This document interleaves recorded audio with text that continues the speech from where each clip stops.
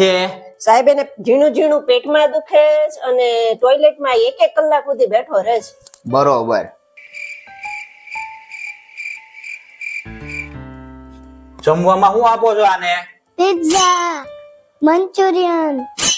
તો લ્યો પીઝા ને મંચુરિયન ને આવો બધો આટો કૂચો ખવડાવો છો, ટોયલેટમાં કલાક બેઠા જ રહે ને. આને પેટમાં દુખાવો છે ને એ બધું હળી ગયેલું ખાધું એનો જ છે આ બધો. સાહેબ માનતો નથી, શું કરવું? માને હું નહીં, તમે એને હારું ઘરે બનાવી દો. ઘરના રોટલા નથી ભાવતા. શું કામ નો ખાય? ભાખરી ઉપર સરસ મજાનું ચીઝ ને બીજ ને ખમણી નાખો તો ઓહો છોકરા ખાય. તમારે એ બધી કાટી કરવી પડે, તમારે સિરિયલ ના બધા એપિસોડ ચૂકાઈ જાય એટલે તમારી માટે ટાઈમ નથી. પછી કે છોકરા ખાતા નથી, સાહેબ પાસે આવવાનું, ઝીણું દુખે ને જાડું દુખે, ટોયલેટમાં કલાક પીડ્યા રહે છે ને. છોકરાનો કાંઈ વાંક નથી, આટલી વા માંગો. બીજી કઈ તકલીફ નથી, આવું બધું જંક ફૂડ બંધ કરી દો. અને સ્કૂલે એને બોક્સમાં છે ને કઈ પૌષ્ટિક ને ગરમ નાસ્તો બનાવી દેજો. અડધો કલાક વહેલું જાગવું પડે, તમને કઈ ઘા નહીં વાગી જાય. એકાદી સિરિયલ ઓછી જોવી. ભલે સાહેબ. હાલ્યો આ સિરપ છે ને એને 2 દિવસ આપજો એટલે સારું થઈ જાય છે. પણ સાહેબ આ સિરપ ની કોઈ સાઈડ ઇફેક્ટ તો નહીં થાય ને બાળકને?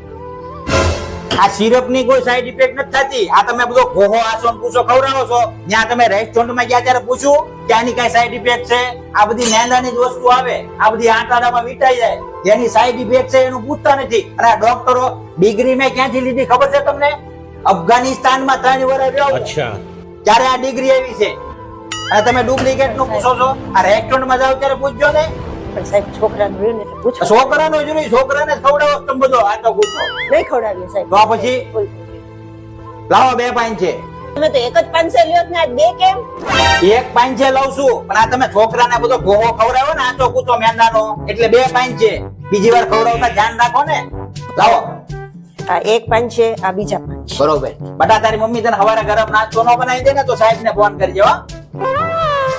આલ્યો આ દવા તો લેતા જાવ, નકર બધા કોમેન્ટ કરજે કે સાહેબ 2 પાઇન છે તો ઠોકી લીધા, દવા નો દીધી. ભલે ભલે. આ તો કેટલું ધ્યાન રાખવું. નેક્સ્ટ